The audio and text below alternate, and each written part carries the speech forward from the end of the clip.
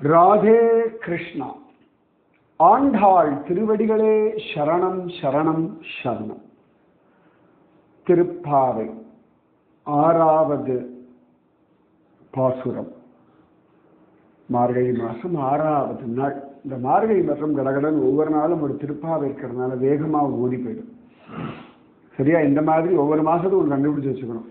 மாசம் மாசம் மாசம் ஒவ்வொன்றும் அப்படியே ஜெபிச்சுட்டே இருந்தோம்னா அழகா ஓடிடும். சரியா? கீதை எடுத்துட்டோம் வச்சுக்கோங்களேன், ஒரு நாளைக்கு ஒரு ஸ்லோகம் வாசம்னா 2 வருஷத்துல 700 ஸ்லோகத்தை முடிச்சுடலாம். ஒவ்வொரு நாளைக்கு ஒரு ஸ்லோகம், அவ்வளவுதான். நிறைய ஸ்லோகம் உடனே கடற்கடன்னு ஆரம்பிச்சு நம்ம எல்லாருக்கும் என்ன பிரச்சனைனா ஒரு அத்தியாயம்னு ஆரம்பிப்போம். அதுக்கப்புறம் ஒரே நாள்ல கீதம் ஒரு ஸ்லோகம், சும்மா அந்த ஒரு ஸ்லோகம் சும்மா அப்படி திரும்ப திரும்ப திரும்ப திரும்ப திரும்ப திரும்ப அசை போட்டுதான் மனப்பாடம் ஆயிடும். விளையாட்டு போல ஒரு ஸ்லோகம் போதும். அதையே காத்தால இந்த கிளாஸ் அட்டன் பண்றேன், சாயங்காலம் இந்த கிளாஸ் அட்டன் பண்றேன், அந்த ஸ்லோகத்தை படிக்கிற இவ்வளவெல்லாம் போட்டு சமப்படுத்தும் பொழுது மூளை சும்மா அப்படியே அலைஞ்சுட்டே இருக்கும். நிறைய பேருக்கு பார்த்தா படிக்கிறது இப்ப பேஷன் மாதிரி ஆக்கிட்டு இருக்கு. அதுல சாரத்தை கிரகிக்கணும். வேதம் அனைத்திற்கும் வித்து. திருப்பாவையை சொல்லும் பொழுது வேதம் அனைத்திற்கும் வித்து. இந்த திருப்பாவை கரெக்டா பிராக்டிக்கல் லைஃப்ல நீங்க உபயோகப்படுத்த ஆரம்பிச்சாச்சுனாலே ரொம்ப சுலபமாயிடும் வாழ்க்கை. இந்த முதல் 5 பாசுரத்துல ஆண்டாள் ஒவ்வொரு விதமாக வாழ்க்கையை சொல்றார். இந்த 6வது பாசுரத்திலிருந்து ஒரு 10 பாசுரங்கள் அவளுடைய தோழிகளை எழுப்புவதாக பாசுரம்.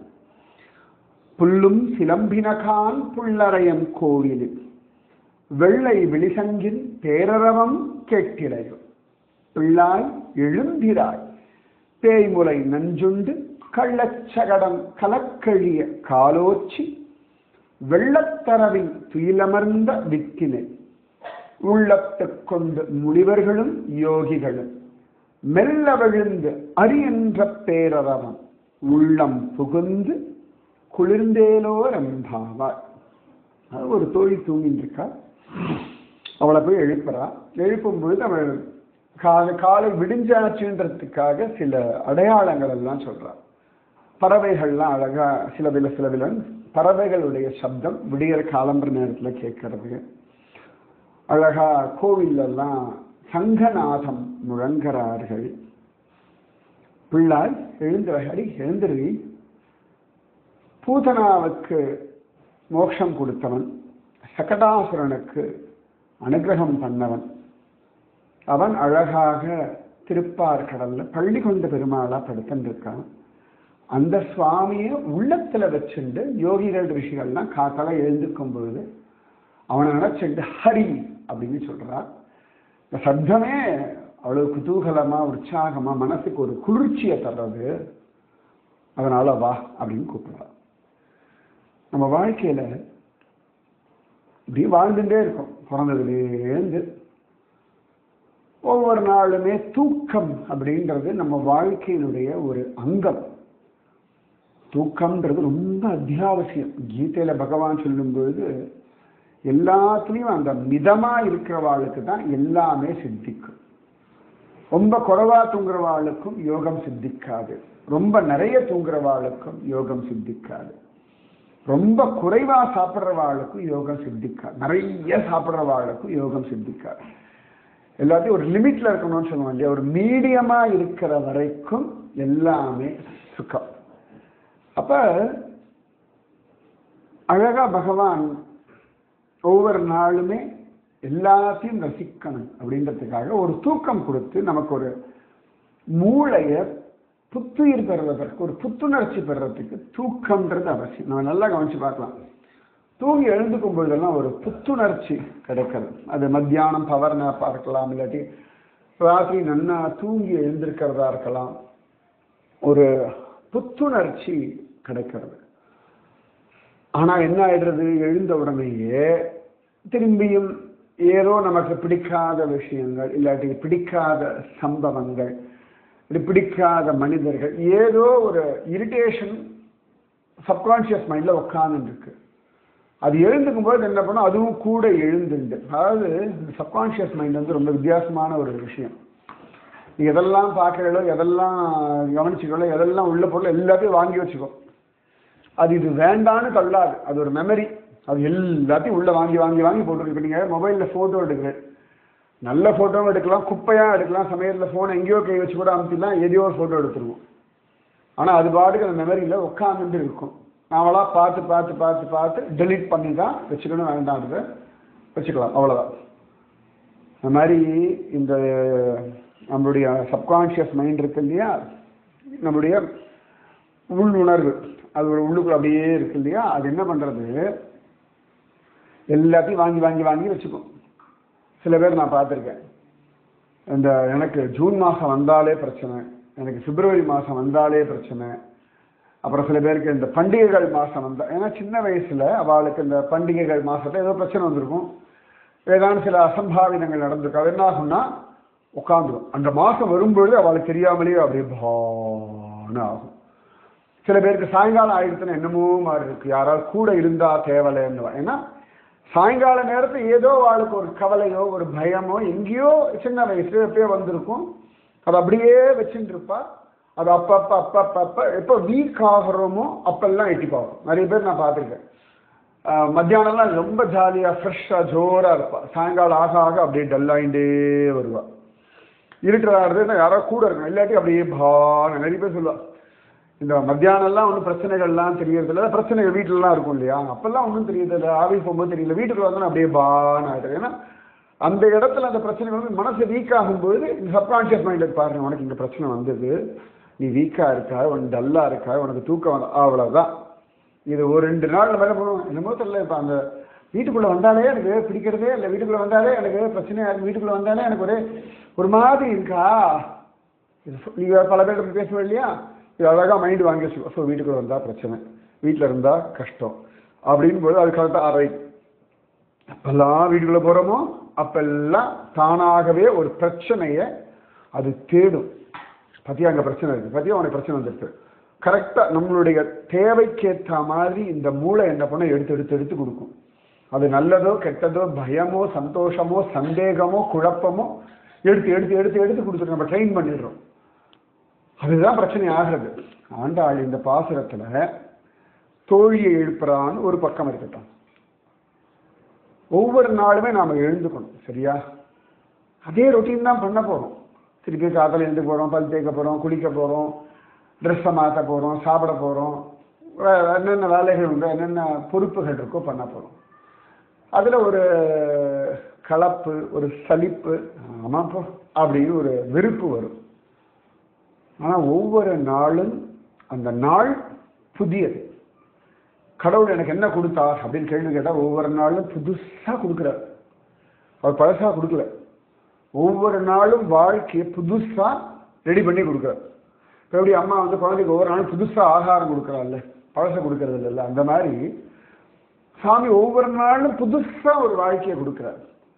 ஆனால் நம்முடைய எண்ணங்கள்னால அந்த புது வாழ்க்கையை நம்ம கவனிக்கிறது இல்லை. நம்முடைய கவலைகள், குழப்பங்கள், பயங்கள், சந்தேகங்கள், பிரச்சனைகள், இந்த பாரத்தோட இந்த புது நாளை நாம் அணுகிறோம் பாருங்க. அப்போ என்ன ஆயிடுதுன்னா இந்த புது நாளும் பழசு போல தெரியாது. மரங்கள்லாம் புது பூவை தானே கொடுக்கறது, பழைய பூ கொடுக்கறது இல்லையே, சரியா? ஒரு வாட்டி புது பூ தான் கொடுக்கும். அதே வயல் தான், வயலில் ஒவ்வொரு வருஷம் விளையும் பொழுது புதுசு தான். அந்த நெல்லாக இருக்கட்டும், அல்லாட்டி அந்த சோளமாக இருக்கட்டும், கோதுமையாக இருக்கட்டும். இப்போ மரம் இருக்குது வீட்டில், மாமரம், வருஷா வருஷம் புது காய் தானே கொடுக்கறது. போன வருஷம் கொடுத்த காய் ஒரு வருஷம் வச்சுட்டு நம்மகிட்ட கொடுக்கல. நாம் வச்சுக்கோங்க, போன வருஷம் காய் காய்ச்சது, பழுத்தது, முடிஞ்சாச்சு, கீழே விழுந்துடும், அவ்வளோதான். திருப்பி இந்த வருஷம் புதுசாக பூக்கும், புதுசாக காய்க்கும், புதுசாக நமக்கு எல்லாம் கொடுக்கும். இயற்கையே இப்படி இருக்குன்னா தெய்வம் புதுசாகத்தான் கொடுக்கும். ஒரு செடியெல்லாம் புது புது பூ தானே கொடுக்கறது. மழை புது தண்ணீர் தானே கொடுக்கறது. மழை ஒன்றும் குப்பை தண்ணியை கொடுக்கலையே. கீழேந்து போகிறது பலவிதமாக போனாலும் மேலேந்து வர்றது புது ஃப்ரெஷ் வாட்டர். நிஜமாவே அதெல்லாம் அமிர்தம்னு சொல்லுவோம். அப்போ புது மழை துளி, புது மழை அப்படின்னு நம்ம சொல்லுவோம். புது மழை, புது நெல், புது நாற்று, எல்லாம் புது பானை, எல்லாமே சொல்லுவோம். புது வீடு, புதுமண தம்பதிகள், எல்லாம் புதுசு புதுசு புது வாழ்க்கையே புதுசு தான். அப்ப ஆண்டாள் சொல்றா, எழுந்துக்கும் பொழுது இன்னைக்கு வாழ்க்கைக்கு புதுசா எல்லாம் இருக்கு, இன்னைக்கு வாழ்க்கைய சந்தோஷமா வாழ். இன்னைக்கு என்ன எப்படி நம்ம சந்தோஷமா உற்சாகமா வாழறதுன்னா உன்னை சுத்தி இருக்கிறத பாரு. இந்த பறவைகளுக்கும் அவ்வளவு போராட்டம் இருக்கு, அவைகளுடைய வாழ்க்கையிலும் 1008 சவால்கள் இருக்கு. ஆனா விடியற காலம்பர அது எதுவும் டென்ஷன் ஆகி கத்துறதே கிடையாது. எவ்வளவு 21ஆம் நூற்றாண்டு வந்தாச்சு, காடுகள் இல்லை, மரங்கள் இல்லை, என்னெல்லாமோ நம்ம சொல்லிட்டு இருந்தாலும் அந்த இருக்கக்கூடிய காடு, இருக்கக்கூடிய மரங்கள்ல வாழக்கூடிய பறவைகள் காத்தால எழுந்தோட சில பேர் என்ன கத்துறது. புல்லும் சிலம்பினகான் ஒரு அழகா கத்துறது. புல்லறையன் கோவிலில் எல்லாம் அவ்வளவு அழகா சப்திக்கிறது ஜோரா. நான் நிறைய கிராமத்து பக்கம்லாம், திவ்ய தேசங்கள்ல கிராமங்கள்ல இருக்கு, கும்பகோணம் தஞ்சாவூர் பக்கம்லாம் போனோம்னா அந்த கோவில் சுற்றி வயக்காடு இருக்கும். அங்க பார்த்தா கோவில மாடப்புறா கிளிகள்லாம் இருக்கும். இந்த கிளம்பில கத்தின் அப்படி பறக்கிறதே அத்தனை நல்லா இருக்கும். புல்லும் சிலம்பினகான் புல்லறையன் கோவிலில் காத்தால இந்த பறவைகளுடைய நாதம் எவ்வளவு நல்லா இருக்கு. அது ஏதோ செய்தி சொல்றது இல்லை, நிஜமாவே பறவைகள் செய்தி சொல்றது. பறவைகள் சொல்ற செய்தி நிறைய இருக்கு. 2 பறவைகளுடைய கூடி குழவி அந்த சந்தோஷ விஷயம்தான் வால்மீகி ராமாயணத்தினுடைய அடிப்படை. பாகவதம் சொன்னதே சுகபிரம்மன்ற கிளிதான். ஆண்டாள் கையில் இருக்க கிளிதான் ஆண்டாளுடைய உற்ற தோழி, முதல் தோழி அவள் தான். இந்த மாதிரி நிறைய சொல்லிட்டு போகலாம். அப்ப இந்த பறவைகள் எவ்வளவு உற்சாகமா, எவ்வளவு குதூகலமா கொஞ்சி விளையாடி எவ்வளவு ஆனந்தமா இருக்கு. அதுகளுடைய வாழ்க்கையை பாரு.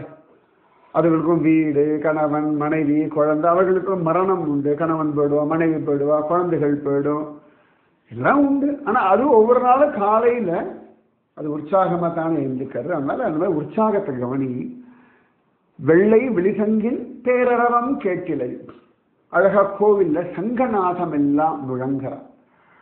நம்ம வாழ்க்கையே நினைச்சுட்டு இருக்கோம். சுத்தி இருக்க பல மனிதர்கள் உற்சாகமா இன்றைய பொழுது தொடங்குறாளா இல்லையா? இப்ப நாமெல்லாம் சில பேர்லாம் 7 மணி 8 மணிக்கு எழுந்துப்பா. ஆனா நம்ம வீட்டுக்கு பால் போடுறவன் 3:30 மணிக்கு எழுந்து 4:30 மணிக்கு பால் போட்டுருவான், இப்படி பேப்பர் போடுறவான், ஏதோ ஒண்ணு. எத்தனையோ பேர் 2:30 3:30 மணிக்கு எழுந்து இந்த வேலைகள் பண்றவாள் ரொட்டீன் அப்படியே தான் இருக்கும். 2:30 3:30 மணிக்கு நான் காய்கறி நம்ம வீட்டு வாசல்ல காய்கறி வாங்க ஃப்ரெஷ்ஷா கிடைக்கிறதுன்னு. ஆனா அதுக்கு அவ காய்கறி வாங்குறதுக்கு அவ 6 மணி, நம்ம 6:30 மணிக்கு காய்கறி வாங்க போறோம்னா அவ 2:30 மணிக்கு பக்கத்துல இருக்க பெரிய மார்க்கெட்ல போய் காய்கறி வாங்கிட்டு அது என்ன பண்ணுவா, சின்ன சின்ன கடையா இருக்கவெல்லாம் சேர்ந்து ஒரு லாரியை பிடிப்பா. 8-10 பேரும் என்னென்ன காய்கறி வேணும்னு லிஸ்ட் கொடுப்பா.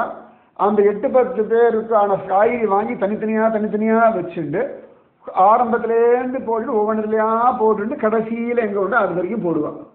இது உன்னோட காய்கறி, இது உன்னோட காய்கறி, நீ கேட்டியன்னு கொண்டு வந்து இது எல்லாம் 2:30 3:30 மணிலேருந்து நடக்கும். அப்புறம் அவள் காய்கறி கடைக்கு வந்து அவள் எல்லாம் செட் பண்ணி நம்ம காத்தால 6:30 7 மணிக்கு போனோம்னா ஃப்ரெஷ்ஷாக காய்கறி வாங்குறோம்னா அதுக்கு முன்னாடி 2:30 3 மணிக்கு எழுந்து இதை பண்றவாளுடைய வாழ்க்கை பல வருஷங்களா இப்படித்தான் இருக்கு. அவ அதுக்கு சலிச்சுக்கல, அதுக்கு புலம்பல. என் வாழ்க்கையினுடைய ஸ்திதி இப்படி. சரி, இதுலதான் என் குழப்பம் நடக்கிறது. நான் 2:30 மணிக்கு எழுந்துக்க எல்லாம் பண்றேன், எல்லா காய்கறியும் எல்லாம் முடிச்சுட்டு 7:30 8 மணிக்கு மேலே டிஃபன் நான் சாப்பிட்டு கொஞ்சம் படுத்துப்பான். ஒரு 2-3 மணி நேரம் அவளுக்கு ஒரு டைம் வச்சிருப்பா, படுத்துப்பா, திருப்பி அடுத்த வேலையை பார்ப்பா. அப்போ அந்த வாழ்க்கைக்கு தகுந்த மாதிரி. அப்ப சில பேர் விடியற் காலம்புல எழுந்து அழகா சங்கநாதம் எல்லாம் முழங்குறா. புள்ளாய் எழுந்திராய்.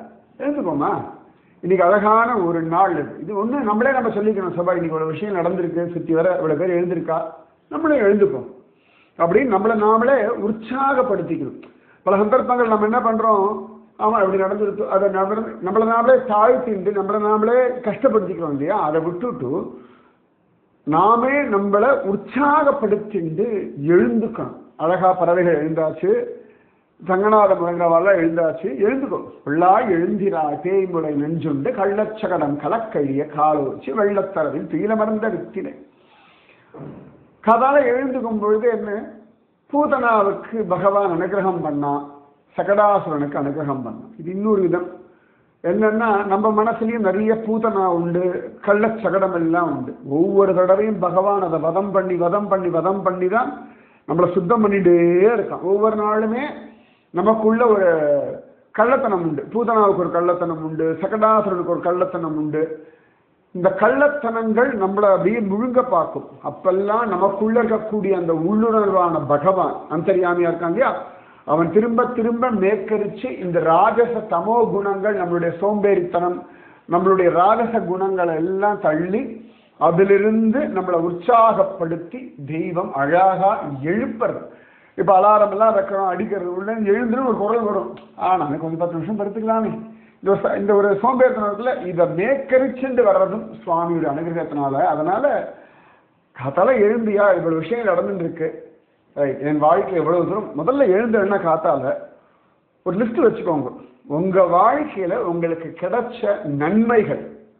எழுந்த உடனே இன்னைக்கு எழுந்திருக்கேன், எனக்கு இன்னைக்கு கண்ணு இருக்கு, எனக்கு இன்னைக்கு கை இருக்கு, எனக்கு இன்னைக்கு கால் இருக்கு, இன்னைக்கு நான் படுக்கிறதுக்கு எனக்கு ஒரு வீடு இருக்கு, நான் உடுத்திக்கிறதுக்கு துணி இருக்கு, இன்னைக்கு என்கிட்ட இவ்வளவு பணம் இருக்கு, இன்னைக்கு எனக்கு ஏதோ ஒரு வேலை இருக்கு, இன்னைக்கு எனக்கு விசாரிக்கிறதுக்கும் எனக்கு ஹெல்ப் பண்றதுக்கும் என்னோட அம்மாவோ அப்பாவோ பந்துக்களோ ஃப்ரெண்டோ அப்படி வேலைக்காரோ யாரோ ஒருத்தர் என் கூட இருக்கா. இவ்வளவு இதெல்லாமே ஆசீர்வாதங்கள் தானே.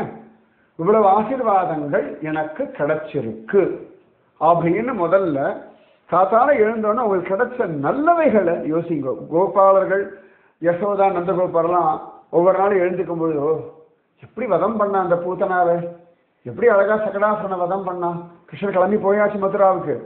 இவ ஒவ்வொரு நாளுமே எழுந்துட்டு ஒவ்வொரு நாளும் ஒவ்வொருத்தரும் ஒரு லீலையை நினைச்சுப்பா, பூத்தனாவை எப்படி வதம் பண்ணா. யாராவது ஒரு கோபி இருப்பா, கை குழந்தைக்கு பால் கொடுப்பா, கண்ணன் கிளம்பி போயாச்சு. இந்த மாதிரிதான் ஒரு நாள் பூத்தனா வந்தா, கண்ணன் பால் குடிச்சு மோட்சம் கொடுத்தான். இப்ப நடந்தா போல இருக்கு.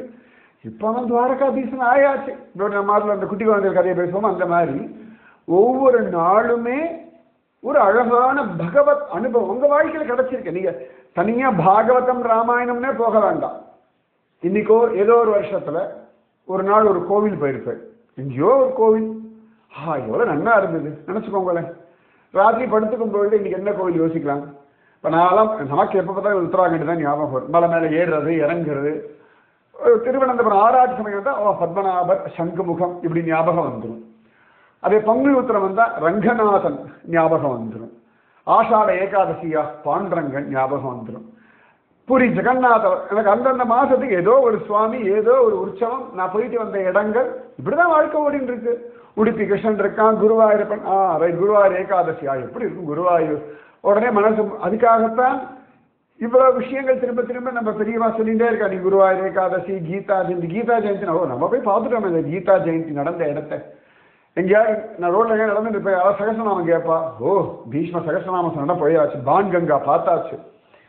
அப்ப எல்லாம் லிங்க் பண்ணி அதுலயே ஒரு 10 நிமிஷம் மறந்து போயிடும். நாம நம்முடைய கவலைகள், பிரச்சனைகள், உடல் உபாதைகள், இல்லாட்டி அவமானங்கள், நம்ம இதை நினைக்க நினைக்க நினைக்க நினைக்க இது பாரம் அழுத்தும்.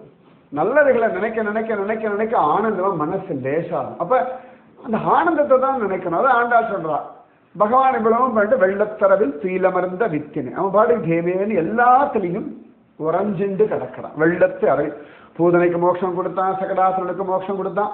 இவ்வளவும் பண்ணிட்டு எதுவுமே பண்ணாத போல திருப்பார்கடல்ல படுத்துட்டு இருக்கான். இப்ப சுவாமி தான் பூக்குள்ள வாசமா இருக்கார், பழத்துக்குள்ள ருச்சியா இருக்கார், மரத்துடைய பலமா இருக்கார், நெல்லுக்குள்ள அந்த பலமா சக்தியா இருக்கார், தண்ணீருக்குள்ள அந்த தாகத்தை நிவர்த்தி பண்ணக்கூடிய இவ்வளவா இருக்கார். எல்லாத்துலேயும் துயில் அமர்ந்த வித்து, எல்லாத்துக்குள்ளேயும் அதனுடைய சாரம் என்னவோ அந்த சாரம் கிருஷ்ணன். அப்ப எல்லாத்துலேயும் அந்த தெய்வீகம் இருக்கு. அந்த தெய்வீகத்தை உள்ளத்துல வச்சுட்டு முனிவர்கள் யோகிகள்லாம் மெல்ல எழுந்துக்கிறார், ஹரி அப்படின்னு சொல்றார். ஸோ அந்த பகவானை நிறைய பேர் தியானம் பண்றா. அவள்லாம் காத்தால எழுந்து இன்றைய தினத்தை கொண்டாடுறான். இப்போ திருப்பதியெல்லாம் பார்க்கணும், விடிய காலம் 2:30 மணிக்கு சந்நிதி திறப்பா. 2:30 மணிக்கு சந்நிதி திறப்பா. அந்த அர்ச்சகர் எத்தனை மணிக்கு எழுந்து யோசனை பண்ணி பாருங்க.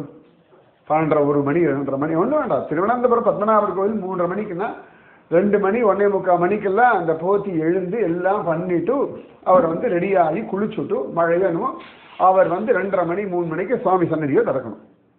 அப்போ ராத்திரி 1 மணிக்கே படுத்துட்டார். இந்த அஹோபிலத்தில் நான் பார்த்துருக்கேன். எனக்கு ஒரு அர்ச்சகர் உண்டு, டெய்லி பார்த்தா விடிய காலமாக 2:30 மணிக்கு கரெக்டாக ஜெய் ஸ்ரீ நரசிம்மான்னு போட்டு ஒரு ஃபோட்டோ போடுவேன். போல பல வருஷமா 2:30 மணிக்கு 2:30 மணி நான் பார்க்கவே மாட்டேன். நான் எழுந்தா யாத்திரையில் இருந்தால் எனக்கு வைகுண்டேஷ் பூஷன் தான் நான் பார்ப்பேன். இவ்வளோதானே ஒழிய 2:30 மணிக்கு நான் எழுந்துக்க வழக்கமே எனக்கு கிடையாது. ஆனால் ஒரு நாளை போல 2:30 மணிக்கு டான்னு வந்துடும். அப்ப 2:30 மணிக்கு எழுந்துக்கிறதுன்றது ஒரு வாழ்க்கையினுடைய ரொட்டீனா ஆயாச்சு. இப்ப இவெல்லாம் எழுந்துட்டா உள்ளத்து கொண்டு, அவெல்லாம் உள்ளத்துல பகவானை வச்சு எழுந்தாச்சு, அவெல்லாம் எழுந்து பாசிட்டிவா ஹரி அப்படின்னு சொல்றா. எவ்வளவு உற்சாகமா இருக்கு, மனசு எவ்வளவு குளிர்ச்சியா. அதாவது மனசு எப்பயும் வெக்கையா இருக்கப்படாது, வெம்மை இருக்கப்படாது, குளிர்ச்சியா இருக்கும். இவா அப்படி நின்றுட்டா, அவா அப்படி பண்ணிட்டா, இவா இப்படி நம்பிக்கை, இதையே நினைச்சுட்டு இருந்தா வச்சுக்கோங்களேன், மனசு அப்படியே இறுகி போயிடும்.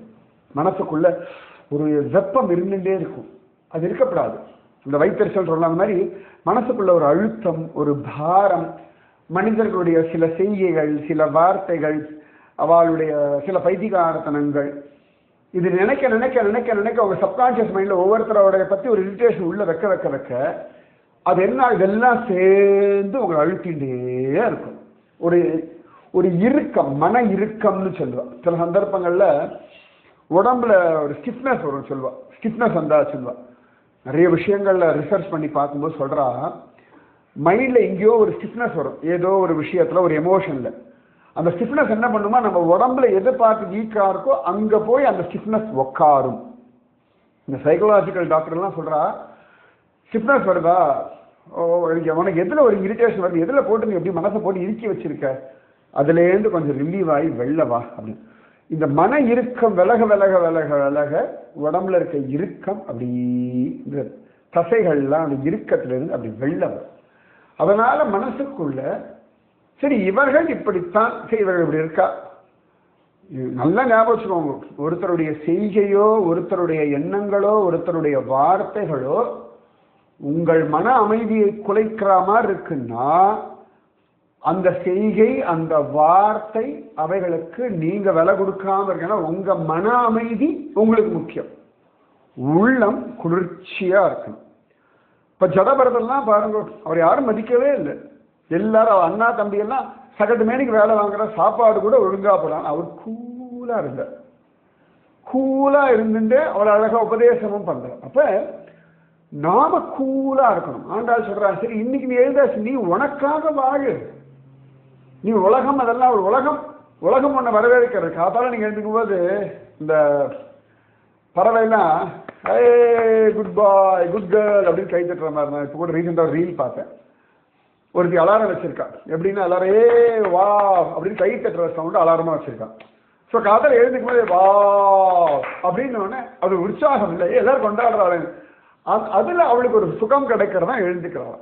அப்ப பகவன் நாமம் எவ்வளவு நல்ல விஷயங்கள் இருக்கு. இந்த பறவைகள்லாம் எழுந்து எழுந்து எழுந்து பொழுது விடிஞ்சாச்சு, கமான் கெடப் ஜோர் அப்படி நம்ம குழந்தைய வா வா வா வா சமத்து கொஞ்சமே நம்ம குழந்தையா இருக்கும்போது அப்பா அம்மா யாராயிப்பா இல்லையா, அந்த மாதிரி உலகம் இந்த நாள் உங்களை வரவேற்கிறது. அதோடைய வரவேற்கக்கூடிய முதல் நாதம் தான் இந்த பறவைகளுடைய சப்தம். நிறைய பேர் சொல்லுவா, காத்தால் 4 மணிக்கு ஃபர்ஸ்ட் டைம் போயிடுத்து எழுந்துக்கணும். அந்த சப்தமே அவளுக்கு ஒரு பழக்கமா போயிடும், பழக்கமா அவளுக்கு அந்த சப்தமே நன்னா இருக்கு. இந்த உலகம் நீ நன்னா வாழ், நீ வாழறதுக்காக பிறந்தேன். ஒவ்வொரு நாளும் உற்சாகமா நம்மளை வரவேற்கும் பொழுது நம்மளும் அதே உற்சாகத்தோடு தானே இருக்கணும். நம்ம திரும்பி திரும்பி ஒரு 5-10 நிமிஷம் மேக்சிமம், ரைட், ஒரு ஹோல் டேல நம்மள ஒரு 5 பேர் இரிட்டேட் பண்ணுவாளா, 10 பேர் இரிட்டேட் பண்ணுவாளா? மீதி இந்தியாவில் மட்டுமே 130 கோடி ஜனங்கள் இருக்கான்றா. 130 கோடியில் ஒரு 10 பேர் இரிட்டேட் பண்றான். சரி 30 கோடி, மீதி 100 கோடி இருக்கு உலகம். மரமும் செடியும் கொடியும் நம்மள இரிட்டேட் பண்ணலையே, பறவைகள் இரிட்டேட் பண்ணலையே. அதனால நீ குளிர்ச்சியா உள்ளம் புகுந்து குளிர்ந்து, பறவைகள் கூவுறது, அழகான சங்கநாதம் கேட்கறது, அந்த பகவான் அழகா நினைச்சுட்டு இருக்கக்கூடிய நிறைய பாசிட்டிவானவர்கள்லாம் இருக்கா, அவள்லாம் அழகா ஆனந்தமா சிரிச்சுண்டு பகவன் நாமத்தை சொல்லிட்டு எழுந்துக்கிறா. அப்ப நீ எழுந்துக்கலாமே, ஸ்டார்ட் த டே. அதுதான் ஆண்டாள் சொல்றா. அதனால ஒவ்வொரு நாளுமே உற்சாகமான நாட்கள். ஸோ இந்த 10 பாசுரங்கள் ஒவ்வொரு நாளும் அவள் ஒவ்வொரு விதமான விஷயங்களை சொல்லி ஒரு உற்சாகத்தோட நம்மளை எழுப்புறான். இதுதான் உண்மை. ஸோ இந்த உற்சாகத்தை கை கொள்ளணும். Divert your self. இதுலேருந்து உங்களை நீங்கள் மாற்றி தேவையில்லாத விஷயம் நீங்கள் தான் உங்களை டைவர்ட் பண்ணி சந்தோஷமா வச்சுக்கணும். அதனால ஜாலியாக இருந்தோம், சந்தோஷமா இருந்தோம். நாளைக்கு அடுத்த பாசம் என்ஜாய் பண்ணும். ராதே கிருஷ்ணா. ஆண்டாள் திருவடிகளே சரணம் சரணம் சரணம். ராதே கிருஷ்ணா.